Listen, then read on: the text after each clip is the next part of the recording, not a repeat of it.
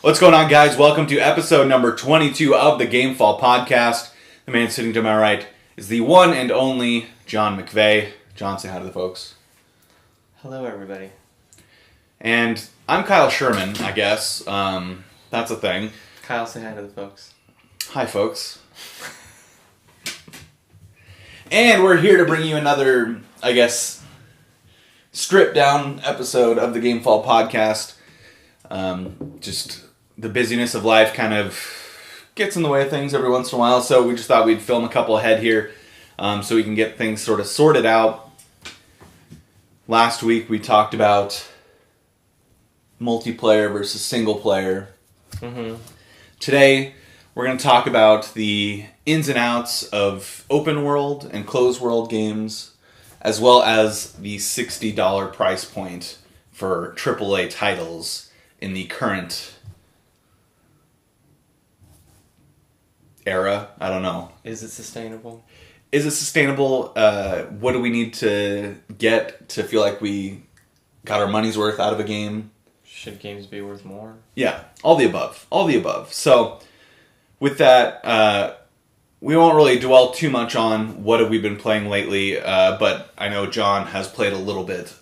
I'll let him talk a little bit about Diablo 3 for the Switch, because I know you've played it a little bit. I played it very briefly, but I was very tired and fell asleep. So, go ahead and give us your thoughts. Played Diablo 3 originally on the PC. It looks better on the PC. Gee, that's not a surprise at all. Did you play it on the PC? I did. Oh. That's like one of the reasons I built a PC. I know the PS4. I also played it on the PS4. The game looks fine, and it runs like Diablo's supposed to run. It's a hack and slash game for those of you who haven't played. You're supposed to kill the devil. That's kind of the whole premise of Diablo. Yeah. Yes. So you trudge through this hell-stricken world and have to fight a bunch of demons and lower minions of hell, and then you end up fighting the big bad himself. There's a few expansions that I didn't get to, but I'm starting the game over again, so I'm just in the first act. There's a seasons mode now, which was not there when I originally played, and you have to make a separate character. I'm going to have to look into that. I really don't want to make a second character, but if I have to, I guess I will, because seasons sounds fun. So it's just a way to keep it fresh, to make you try and force you to play more, I guess. I don't know. They want you to keep playing their game. The drop-in, drop-out works well. We tested it, and it doesn't chug. There's no frame rate drop, so I'd say it's solid. And if you haven't played Diablo, or if you played it a long time ago and want to have it wherever you go, and don't want to drag around a heavy laptop with a ridiculous power cord and then a mouse, because you're not going to use the trackpad, then you could buy it on the Switch.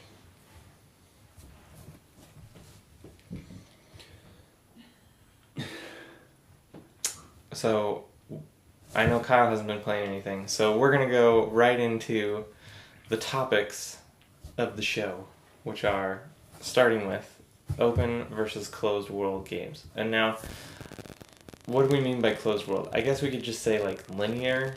Yeah, linear is a better way to say it. You know, you're not exploring it, you're set on a set path through the game and that sort of thing.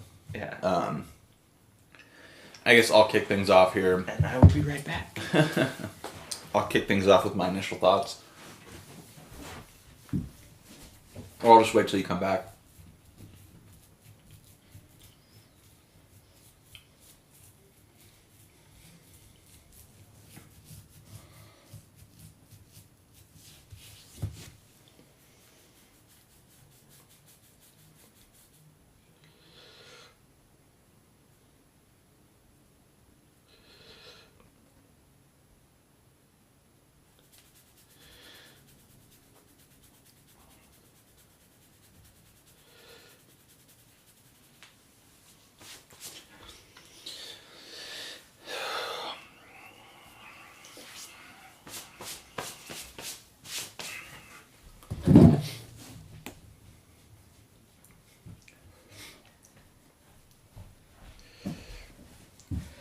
We'll just start over. Let's get into the topic of the show. Okay. That's fine. You suck at killing time. Well, I was going to make points, but then I'd want you to respond to them. That was the thing. You're supposed to fill awkwardly, like Colin does when Greg goes to pay the water bill. Resuming in 3, 2, 1. With that, let's jump into our topic of the show, or one of our two topics of the show, open world versus closed world games, or I guess you could say linear games. Storytelling versus an open world. I was very tired when I wrote the topic. Late night topic, brainstorming. Brainstorming, yes. Yeah. Also, we were both hungry, waiting for food at Five Guys. Five Guys, so delicious. It's delicious. This is not a paid sponsorship. Bag fries. They're just like the gifts that keeps on giving. You don't need to get a big fry. No. You get plenty of fries. Anyway, in the world of open world versus linear storytelling, I don't necessarily have a preference one way or the other as long as I'm getting a good story out of it. But in terms of what I can sink my teeth into and play a lot longer is going to be open world. An open world game is going to give you a lot more opportunity for exploration, a lot more usually side things to do, whereas a linear game is going to put you along on a story and there's not much deviation from that story. So, I mean, that's really, the big difference, at least in my mind, between the two in terms of the way that they tell their stories. I tend to play and maybe favor a little bit more open world games. Oh, yeah. Just because you can immerse yourself in them a little bit more. And I enjoy doing, side quests and exploring the map. Games like Mass Effect. It's not necessarily an open one giant world, but it's an open galaxy where you can land on different planets and explore them, and they're not all related to the main story. And in fact, most of them are not. But it's a chance to explore different worlds and do different things like that. Games like Assassin's Creed is obviously a huge open world now. And they always have been, but now they're getting bigger and bigger now. Instead of having sort of 4 main cities, it's now a whole country. It's all of Greece essentially. Kind of liked it when they were just cities. That's just my opinion. Yeah, it's a lot bigger. It's a lot more daunting. And there's other things going on there. But, it's like, those are games I can really sink my teeth into. There's areas that, aren't necessarily tied to the main story that you can go explore.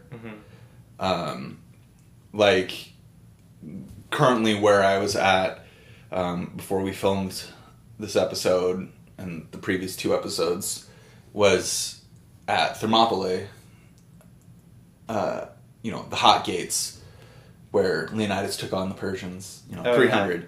And there's really only one thing you have to do for the main story there. And that's just talk with somebody.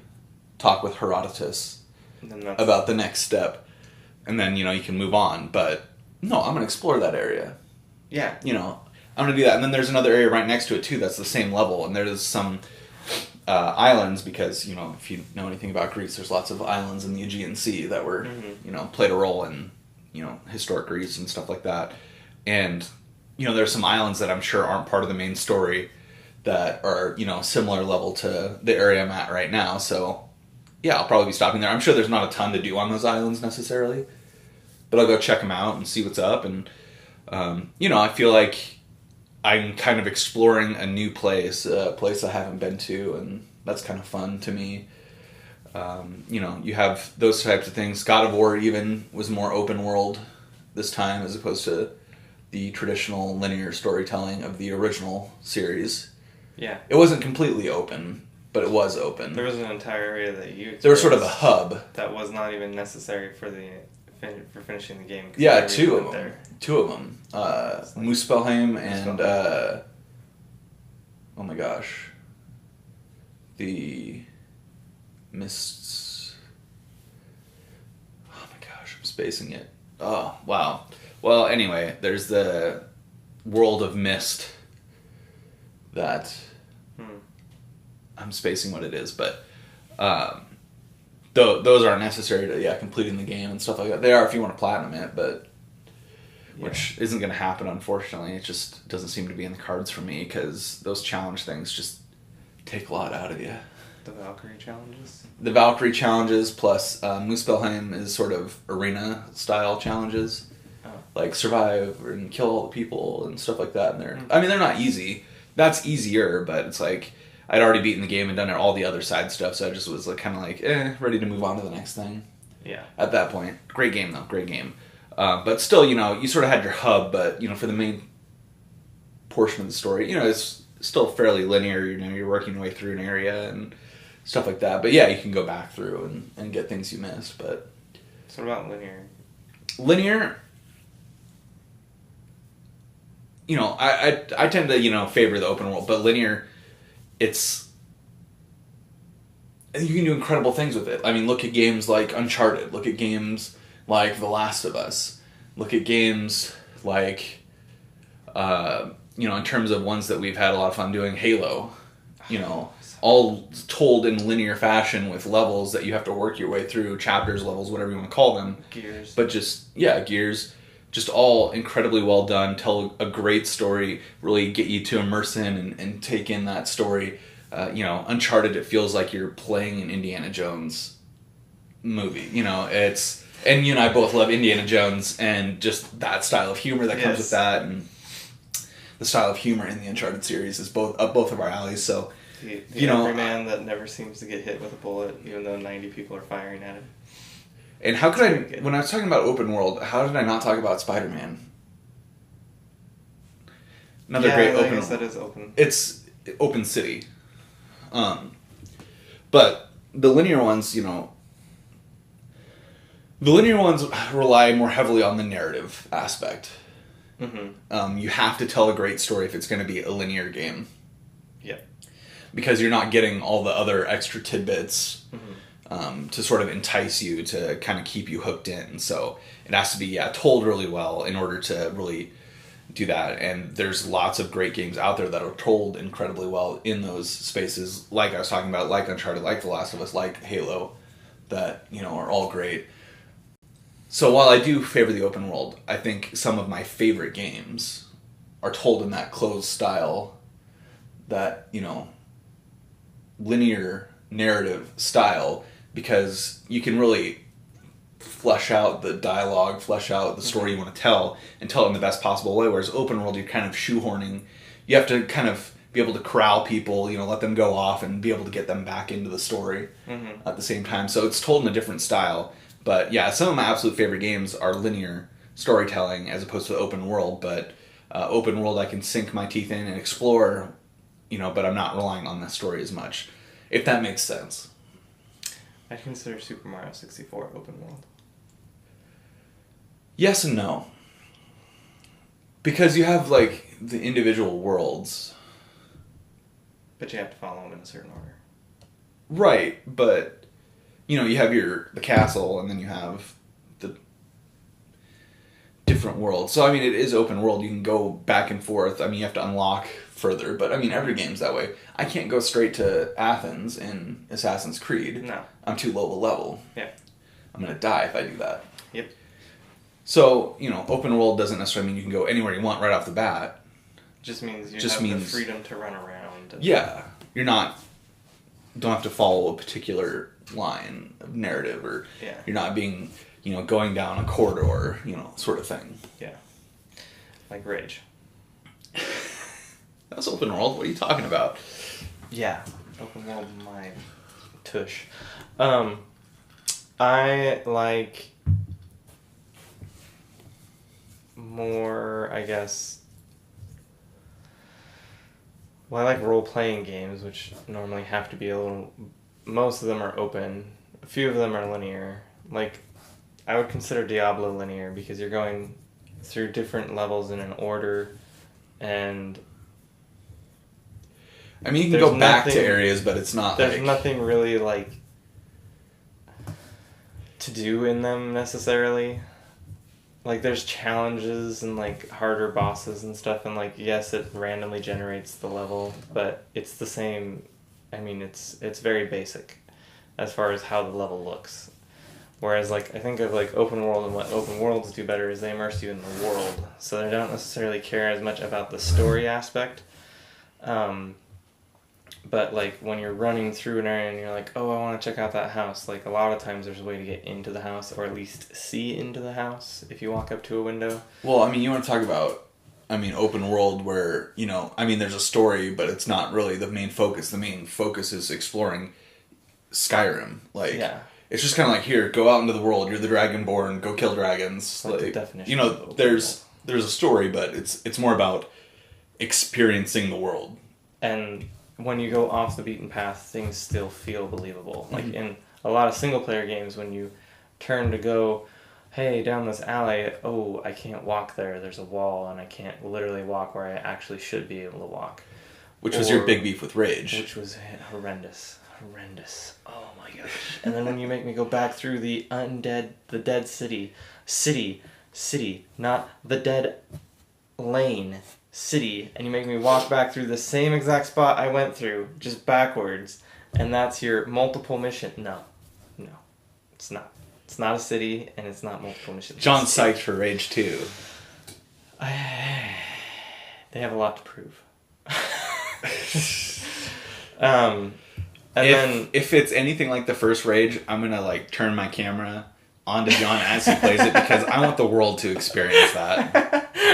In fact, I think I've decided something. Before Rage 2 comes out, I'm gonna go out and I'm gonna buy the original Rage, and I'm gonna make John replay it. Why? I can't do it. It's not happening. Because I'm an evil person. That's terrible. So, single-player games that do things really well are like The Last of Us, like where, yes, there are those moments where you're like, hey, I want to go, oh, I can't go over there. But, like, the story and the attention to detail on the path you're going through is so excellent that you kind of, like, forget about even wanting to go look somewhere else. You just want to keep going forward. Things that make open worlds great are all the distractions. So, like, The Witcher is, like... Skyrim's amazing. The Witcher is probably... Yeah, I felt like Skyrim was a huge world until I played The Witcher. Masterclass in distraction. Like, I feel like I got 5 games in one in that. Because I literally did a side quest that ended up lasting like 6 hours and was its own story and was actually interesting and had like ups and downs, and then I finally got to the end of it and like it was like satisfying. It was like a detective-esque mini whole quest line, and there were like numerous ones of those in the game. Yeah. It's just insane. You played, Witcher 3 more than I did. I still own it. I mean, I still own it. It's digital. I can't get rid of it. But I may... But that's a topic for another day. Digital versus physical. Again.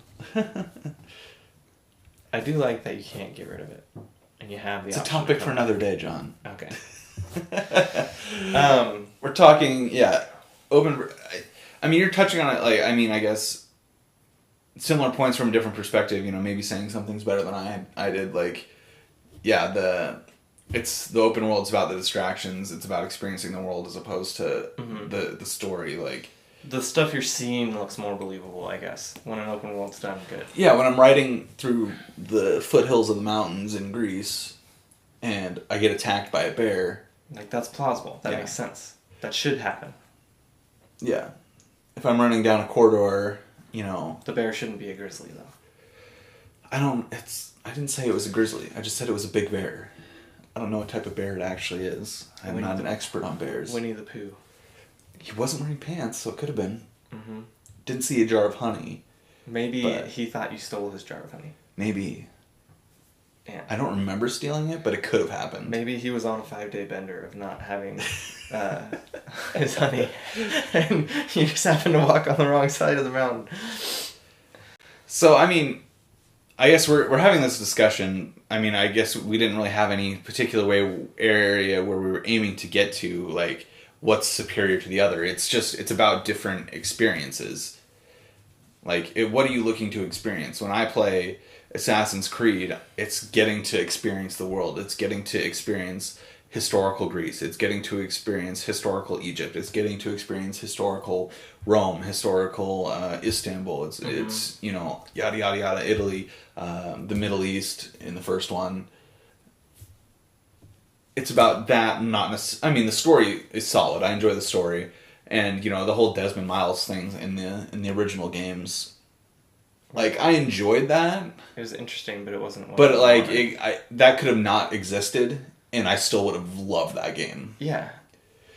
So, yeah, I mean, so that's what we're talking about. It's about experiencing the world. It's about, you know, all the distractions, getting to experience things, getting to climb to the top of the pyramids, because are you going to be able to do that in real life? No. No. They would arrest you like that. And you don't want to be arrested in Egypt, I don't think. I don't think you want to be arrested in any foreign country. Not really, no, not particularly. But if you had to go one, you know, I mean, England wouldn't be bad. You know, other developed Western countries, but there's dog barking and it threw me off my game. But anyway, you know, it's about what you're looking for. What are you looking to get out of a game? Sometimes I want that really good story. Like The Last of Us 2, I can't wait to dive in and experience that story. But, you know, at the same time, I couldn't wait to play Assassin's Creed Odyssey because I wanted to go out and experience the Greek world. Mm-hmm. It's just, what are you feeling at the time? Do you want to There's just no run around, superior... do your own thing? Yeah, there's no, like, one superior to the other. It's all just, what are you wanting to experience? And again, this, you know, this is all on top of, you know, we talked about multiplayer last week. Mm-hmm. Last show. And guess this is the other side of the coin, is the single player side of things, because there's multiple ways you can experience multiplayer, there's also multiple ways you can experience single player. There's open world multiplayer games like Borderlands. There's no right one that's superior to the other, it's just what are you looking to experience. Mm-hmm. And that kind of brings us to our next topic. John. $60. Is it the right price? Are you getting your money's worth out of these games? Are you getting your money's worth? Does the developer get their money's worth out of making you pay $60? Which, actually, if you're buying it from the store, the developer's not getting the full $60. They're getting 30 of your dollars. Even if you buy it from the online store, you know... They're still not getting the full $60. Because Sony's going to get that extra money. Sony's going to take a cut. Sony gets a cut no matter what of I don't know if it's 50%, like at the regular box I store. don't know if it's 50%. I thought it was like a 40-20 split. So I think they sell the games at... They sell them to the store for 30. I thought it was more like 40, but I could be wrong. Might be 40. Anyway, it's less than the full price of the game, because stores have to make money too. And it's this big issue, and people are like, whoa, there were N64 games that were $80 to $100 back in the day. Did I buy those games? No. Did a lot of people buy those games? No. Some of them Most people waited for them to go on sale, like Rayman 2, The Great Escape. It was on sale for like $40. So my parents picked it up at Christmas, and they went to the Fred Meyer, and they're like, oh, by the way, that coupon, yeah, that's expired. And they're like, well, it was on your shelf, and you hadn't taken it down. So they got an $80 game for $40. Manager was very upset. He then made the employee go and rip all the tags down for the coupons. But the point is, most people aren't willing to pay over $60, which is why the price has been at $60. Now, they've tacked on the true price of a game with pre-order, get your gold edition, get your platinum edition, get your limited edition, get your special edition. Like there's the standard edition, which is $60. And in most games, then there's the gold edition, and that's like, hey, you get a couple of the DLC. If you're lucky, you get all the DLC. So I guess not if it's Destiny though. Not if it's Destiny. You only get the first two. Lord. Destiny is so why call atrocious. it a season pass? It's atrocious. And they don't even have seasons. It's just called a season pass. There's no seasons. They call them expansions. You should call it an expansions pass. Yeah. And you should sell all of them on one pass, not just half of them. Yeah. I mean, let's be real here. You could charge more for the pass. We're not saying you can't charge more for the pass. We're just saying stop calling it a pass and only giving us half the stuff. Yeah, or call it a... If you want to call them seasons, like, okay... But you need to change the way that you talk about it. The expansion. Don't call them expansions. So it's like, okay, the first season is the first two expansions. Mm-hmm. You know, you can break it down that way. But you need to like actually say that. Don't, because most games, a season pass gets you all the DLC. Yeah. Whereas you need to specify that that's the way it is. Because when we bought the season pass for Destiny, we thought we were getting all of it. Psych. Perfect example of like... Did we get our money's worth? Didn't get your money's worth. A great example of you did get your money's worth, The Witcher 3. $60. Okay. Whole game. Okay. Includes some free DLC, not like story stuff, but just random knickknacks that they throw into the world that I don't even know if I ever even got them, but you might get them. I don't know. That game... The Witcher 3 almost had too much stuff. You almost feel like you've ripped off the developer when you pay them $60. And I waited until the Game of the Year awards, and they had marked their own game down to $20. That was their choice on the online store. They decided to do that. I think I bought it at the same time. So I did it, and just insane. Loved it. They also had the first expansion out, which was they changed everything to like weird... Like you were on a drug trip or something. Like none of the I didn't play it. Candy enemies or something. People said it was really good. I didn't play it because I didn't pay for that. I just paid for the base game, which is more than enough. Yeah, that's a huge game. But at the $60 price point, they still made money. They made tons of money. They even marked their game down to sell more copies to people who didn't want to pay $60, and they made more money on top of that. They sold passes. They made more money on top of that. So, is it important for your game to be priced right when it comes out? Yes. Is $60 always the right price for a game? Definitely not. Does that mean every game going forward should now be $70? No. You should have your game... There should be a range. It should be like... from $5 all the way up to $75. I think would be fair. Because most games now, if you buy the gold edition, it's either 70 or 80. So we'll split the difference and say 75. So for The Witcher, they could easily justify making people who buy the game at the beginning $75. And people would pay that. Because they have proven themselves now. They have a track record. And people trust what they're going to deliver. So they'll be willing to throw over a little bit more cash. There's still going to be people that wait for the sale. But they expect that. Yeah, and usually they're not going to go on sale until 6 months. They've made their money back on like the initial launch. They're through the initial launch. They've made as much money as they can off that full price point. Yeah. And then they'll drop it a little bit because usually they'll have paid for the game at that point. They've made enough money to pay for the game. Unless you're Scrooge, aka Nintendo, and you never drop the price of your game for 4 years. And then when the system's about to die. Ooh, we're going to bring out our classics. You can buy the game that came out the year it launched for $20 finally. So the moral of the story is buy the Switch when they announce the next one. If you want to save money, yeah. Sure. If you just want to play their game because you want to play their game, you're going to have to fork over what they ask you. So that's the moral of that story. There's no waiting game. Like, the waiting game is a long waiting game with Nintendo. Yeah. So, or buy a used copy. Thanks, GameStop. So I guess that's how I feel.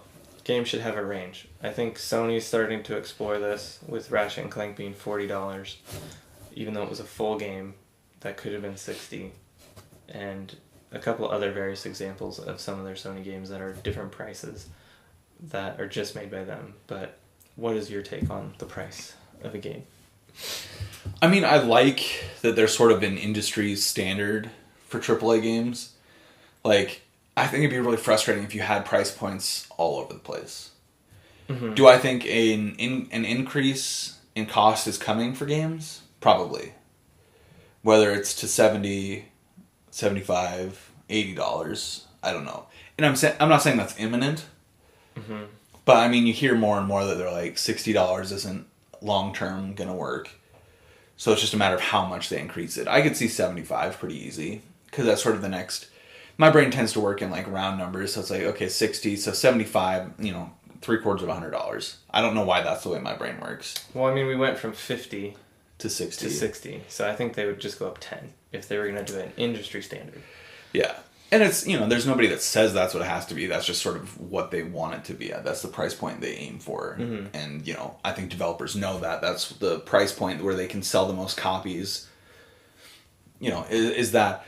But, so I like the fact that it's standard because it's like, okay, I know a new game's coming out. It's going to cost me $60. I can, game plan for that. I can set aside that much, make sure I have it ready to go.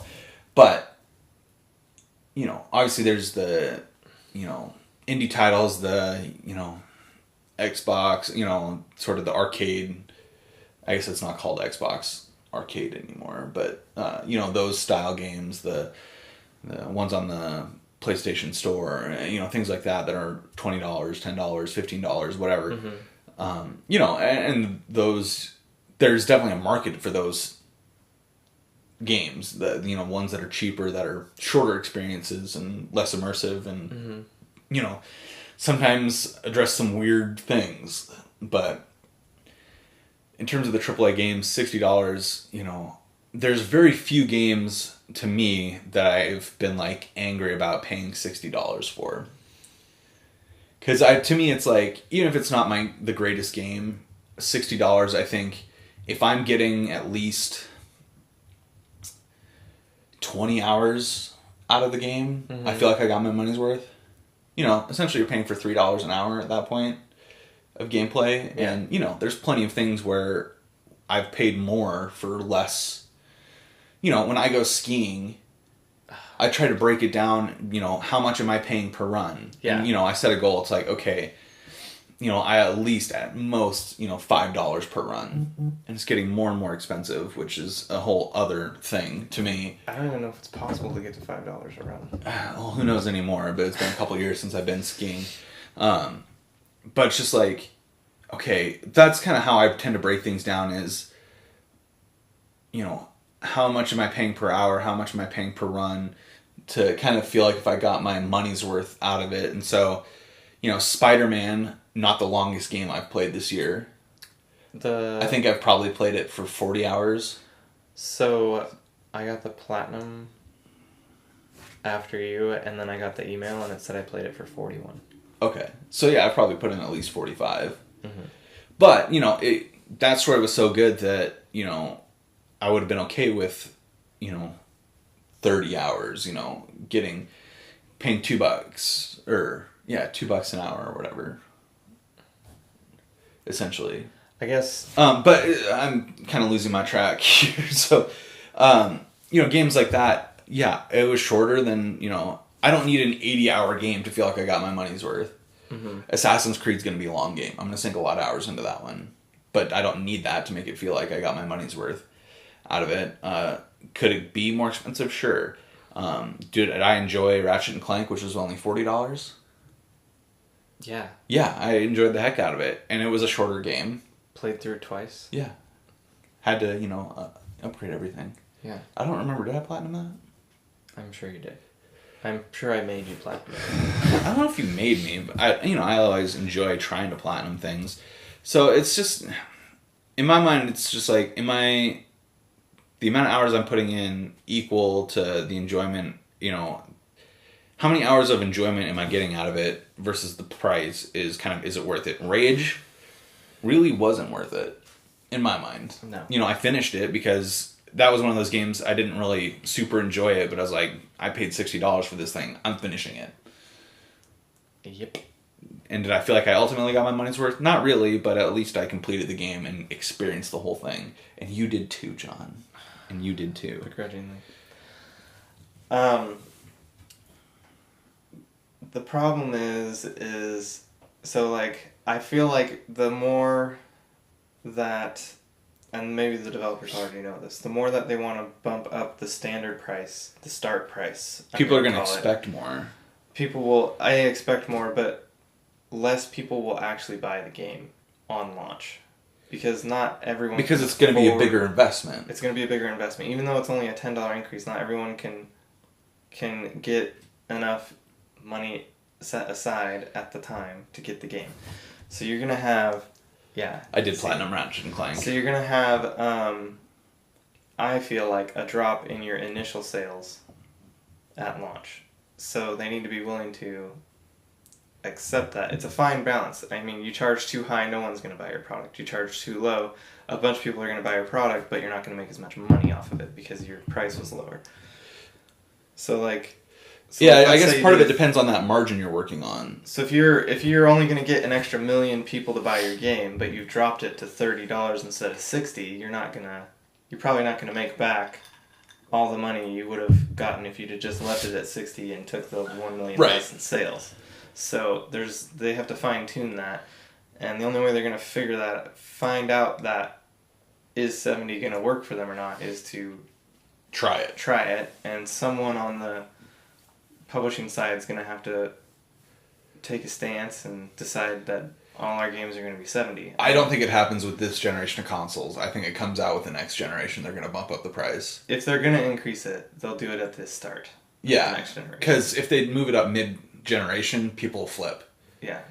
And like, you know, yeah, I mean, just try to burn the world down if it goes up $10. Well, people just they'd stop buying games. Flat out. They'd just wait a month or two. You know, EA sells a ton of sports games. But they sell even more in their microtransactions. Oh, yeah. No, they make all their money off their Ultimate Team packs. So, at this point, that's my point is, you already make your money. Why do you need... Stop lying and saying that you need more, because you've already proven that your one game over here pays for everything you need to do to make all these other games that don't sell like this one and don't even burn a candle to the microtransactions in this one. So, at this point, it's, Mom, I want more candy. Even though I ate half my Halloween bag and you told me to save the rest of it, I want it all now.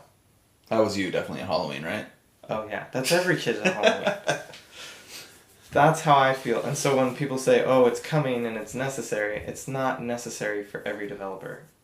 It's definitely not necessary for the big companies. The big companies found a way to make money without raising the initial price tag. Yeah, I mean, part of it, too. I mean, it's sort of like movies. It's an investment. You're working at a deficit, and you're working against future sales. The problem with a movie is they can't throw ads into the middle of the movie theater. In the middle of the movie. If they could do that, they would do that all the time. But they don't, because people would get out, walk out, and never come back. There's already a medium that has that, and it's called television. Yeah. So they keep raising the ticket sale, and they keep raising the price of the food at the concession stand, because that's... Because the theater's paying more for the movies, so they need to make their money... They're not making as much money off tickets, so they make, most of their money off concessions. Yeah. The small soda. If you want to tell your, company that they make more... I think they make more off the big cup than they do the small cup, which is why they always try and sell the big cup, because the big cup, weirdly, the smaller cup costs more to make. I'm not sure. But anyway, soda was the thing that made them the most money. So if because you can get that syrup for dirt cheap, yeah, and then you're just like cents. Then you're just carbonating the water and mixing it with the syrup. It's dirt cheap.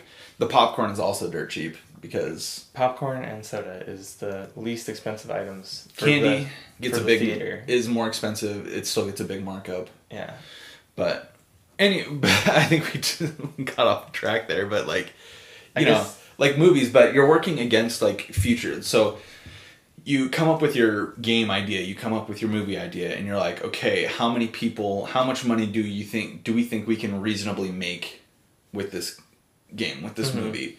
And then you're like, okay, so this is what our budget's going to be. If we feel like we can make this much. Obviously you need to make a profit because you have to, businesses want to make money.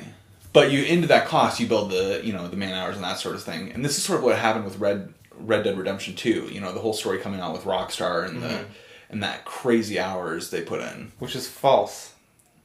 It's there was the most for a week on Red Dead Redemption 2, I think, was 67 according to... Yeah, they weren't doing 100-hour weeks. An article. It was overblown. It was an exaggerated statement. The guy came out and clarified it. You just go look at listen to multiple podcasts. You can go look at articles now. You can go look on Twitter. Like everyone, even the employees are saying that they didn't do 100 hours, and they don't know why that story got pushed. Because we as Americans tend to be like, they maybe work, a million hours this week. We tend to exaggerate, use hyperbole to drive home our points. Yeah.